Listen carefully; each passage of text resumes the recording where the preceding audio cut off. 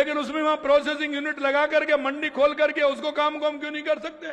नागौर के मेरे किसान बैठे हैं, सबसे ज्यादा अच्छी मेथी अगर होती है तो मेरे हरी मेथी जालौर वो नागौर के अंदर होती है, तो क्या नागौर में हम यूनिट नहीं लगा सकते? सबसे अच्छा मक्का अगर होता है तो बांसवाड़ा डूंगरपुर के अंदर होता है, तो वहां क्यों नहीं लगा सकते? धनिया सबसे ज्यादा पैदा कोटा संभाग में होता है, तो वहां हम यूनिट क्यों नहीं लगा सकते?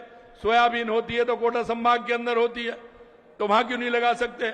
इसी तरह से हमारे चित्तौड़गढ़ के अंदर धनिया होता है तो वहां भी हमें लगाना चाहिए। मैं आपको कहना चाहता हूं पूरे राजस्थान में अगर अलवर, भरतपुर, करौली, सवाई माधोपुर की बात करें तो सरसों सबसे ज्यादा होती है, लेकिन वहां यूनिट लगनी चाहिए। यूनिट अगर लगेगी तो हमारे युवाओं को रोजगार भी मिलेगा और सरकार को उसका राजस्व भी आएगा। इसलिए मेरे भाइयों मैं कहना चाहता हूं आप किसान भी बनिए, किसान के साथ आप उस प्रोसेसिंग यूनिट के मालिक भी बनिए। आप वहां कोल्ड चेन बनाइए, गोदाम बनाइए, जिससे हम उनको ठीक प्रकार से रख सकते हैं। देश के यशस्वी प्रधानमंत्री नरेंद्र मोदी जी के नेतृत्व में हमारे गरीब को, किसान को, युवा को, महिला को लगातार अवसर मिल रहे हैं। हम सबको यह भी सोचना होगा कि वो किस तरह से आगे बढ़े। मैं इतना भी और आपसे कहूंगा मेरे भाइयों, ये धरती माँ है, इसमें बहुत कुछ है। लोकल फॉर वोकल पर भी हम ध्यान देंगे। कई ऐसे हमारे क्षेत्र हैं जहां उनमें उत्पादन के साथ साथ कुछ काम भी होता है, जैसे चूरू के अंदर बहुत अच्छी लकड़ी की तस्वीरें बनाई जाती हैं। आपने देखा बाड़मेर के अंदर का जो खेस आता है वो दुनिया में कहीं नहीं मिलता, वो आपको लगता है, लेकिन जब मीठी मीठी सर्दी आती है तो वही काम आता है। आता है कि नहीं आता है? आता है ना। कहीं हमारे बहनों के चूड़ी बनती है तो कहीं चूड़े बनते हैं, कहीं जूतियां बनती हैं। हमें ऐसे हमारा जो लोकल में जो बनता है उसको हमें उपयोग करना चाहिए। मित्रों, ये राजस्थान की वो धरती है जिसमें 85 प्रकार के मिनरल निकलते हैं। यहाँ लोहा से लेके सोना तक सब कुछ निकलता है। मेरे किसान भाइयों में ये भी कहना चाहता हूं, आप हम सबको समझना होगा, इस खेती को भी लाभ का करना होगा, खनिज को भी लाभ का करना होगा, और हमारे जो उत्पादन होते हैं उनको भी लाभ की खेती बनाना होगा। मैं आपसे यही कहूंगा कि लगातार हमारी सरकार पानी के लिए, बिजली के लिए, किसान के लिए, उद्योग के लिए काम कर रही है। आप सभी से आग्रह है कि राजस्थान 50,000 कृषकों को जैविक खाद से जोड़ा गया है। गोवर्धन योजना हमारी है, प्राकृतिक खेती की है हमारी, और हम गौवंश के लिए, आपने कहा, हम गौवंश को बढ़ाने के लिए 30,000 रुपए हम गाय बैलों की जोड़ी के लिए हम देते हैं। जो बैलों की जोड़ी रखेगा उसको 30,000 रुपए हमारी सरकार देती है, जिससे कि खेती में खाद भी होगा। और छोटे किसान जो ट्रैक्टर के लिए इंतजार करते हैं, लेट हो जाती है। किसान पहले अपना काम करता है, बटाई बारे का जब करता है, जब खुद का काम हो जाता है। करता है कि नहीं करता है? और एक मैं और कहूंगा आपसे, देसी खाद का हम विकल्प लें, संरक्षण और संवर्धन का काम करें। हमने 2,856 करोड़ रुपए गौशालाओं के लिए भी हम दे रहे हैं।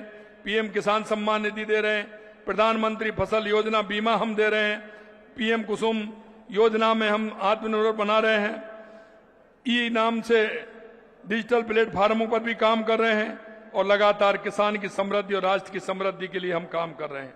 मैं आपसे इतना ही कहूंगा मेरे भाइयों, हमने जो आपसे वायदा किया था 6,000 रुपए किसान सम्मान निधि प्रधानमंत्री जी दिल्ली से देते हैं, तो 3,000 रुपए हमने जोड़े हैं। आने वाले समय में और कहा कि 3,000 हम और बढ़ाएंगे, तो 12,000 हो गए कि नहीं हो गए? 12,000 हो गए कि नहीं हो गए?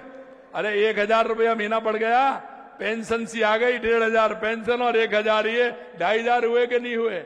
अरे भाई एक बात देखिए, आप खाद डालते हैं, अगर उस खाद को आप कम करेंगे और आपका एक बार या 2 बार में 1 क्विंटल, आधा क्विंटल अगर पूजन कम हो जाएगी तो आपकी बचत कितनी हो जाएगी? बचत तो आपकी उतनी ही हो गई। इसलिए मैं कहना चाहता हूं कि आपको इस पर ध्यान देना चाहिए, और ध्यान देते हुए हमें पूरी तरह से खेती को, लाभ की खेती और प्राकृतिक खेती की ओर हमें जाएं। और ये बात सही है कि अगर हम हमारी खेती को ठीक प्रकार से रख पाएंगे तो हमारी पीढ़ी हमें याद रखेगी, और नहीं वो पीढ़ी क्या कहेगी कि हमारे पूर्वज तो इस तरह से खेती को अच्छी देकर के गए थे, लेकिन बीच में आए, उन्होंने अपने स्वार्थ के लिए हमारी खेती को खराब कर दिया। कहेंगे कि नहीं कहेंगे बताइए? कहेंगे कि नहीं कहेंगे? आपको हमारे पूर्वज दे के गए उस खेती को हमें ऐसे ही दे के जाना चाहिए कि नहीं दे के जाना चाहिए? और मैं ये भी आपसे कहना चाहता हूं कि आपने देखा कि समय समय पर बोनस भी देते हैं। 150 रुपए कहीं नहीं है, 150 रुपए गेहूं पर अगर बोनस देने का काम किया तो हमारी सरकार ने किया है, ये भी आपको ध्यान रखना है। मित्रों, अंत में मैं इतना ही कहूंगा कि हम विकसित राजस्थान के लिए हम सबको काम करना है, और सबको हमें काम करना है तो खेती को हमें लाभकारी बनाना है।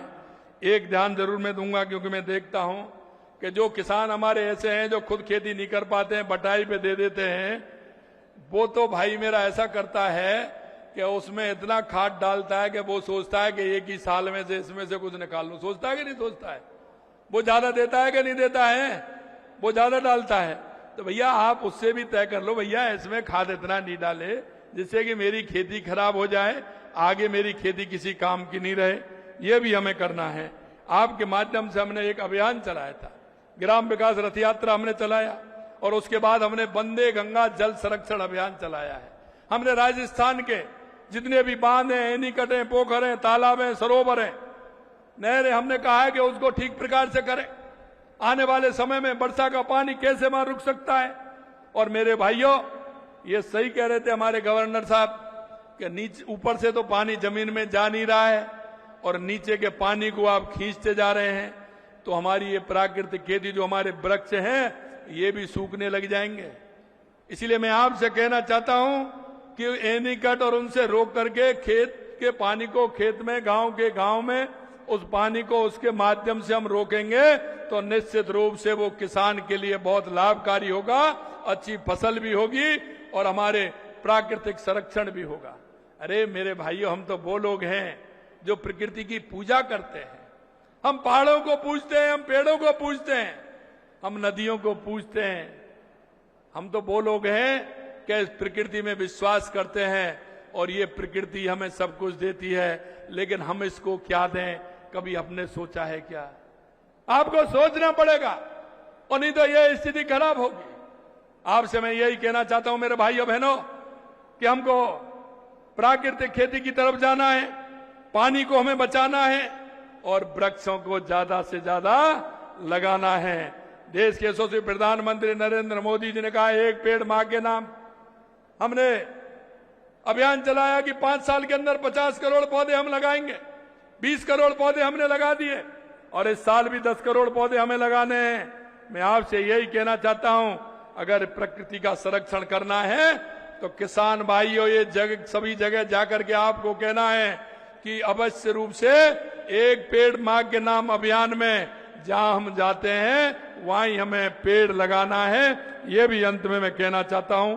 आप सभी लोग आए हैं, आप सभी का मैं बहुत बहुत धन्यवाद देता हूं और यही आशा करता हूं कि माननीय प्रधानमंत्री जी के नेतृत्व में विकसित भारत 2047 में विकसित राजस्थान 2047 बनाएंगे और हमारी धरती और उर्वरा को, हमारे राजस्थान को हरियाला राजस्थान भी बनाएंगे, लाभ की खेती भी बनाएंगे। आपको बहुत बहुत धन्यवाद। जय हिंद, जय भारत, जय राजस्थान।